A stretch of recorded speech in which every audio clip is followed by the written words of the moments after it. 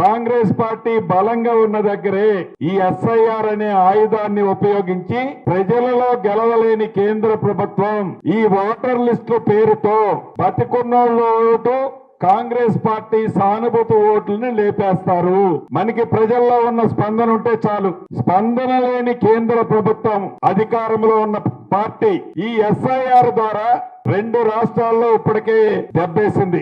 ఒకటి బీహార్, రెండోది మొన్న జరిగిన వెస్ట్ బెంగాల్. అక్కడ మమతా బెనర్జీని, ఇక్కడ బీహార్ లో ఆ పార్టీల్ని.